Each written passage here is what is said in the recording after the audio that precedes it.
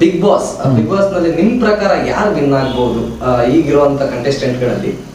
ಇಲ್ಲ ಇವ್ರು ವಿನ್ ಆಗ್ಬೋದು ಅಥವಾ ವಿನ್ ಆಗಲ್ಲ ಅಂತ ನಂತರ ಯಾರಾದರೂ ವಿನ್ ಆಗಲಿ ಸ್ವಾಮಿ, ನಾವು ಸಿನಿಮಾದವರು, ನಾವು ಬಿಗ್ ಬಾಸ್ ಫೀಲ್ಡಿಂದ ಬಂದವರಲ್ಲ.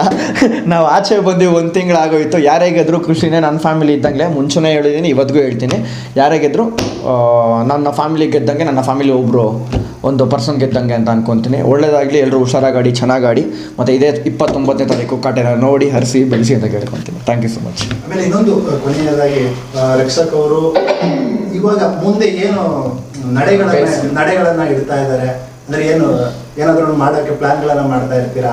ಸಿನಿಮಾ ಆಗಿರ್ಬೋದು ಅಥವಾ ಬೇರೆ ಏನಾದ್ರೂ ಅದ್ರ ಬಗ್ಗೆ ಏನಾದ್ರು ಒಂದು ಅಪ್ಡೇಟ್ಸ್ ಕೊಡೋಂಗಿದೆ?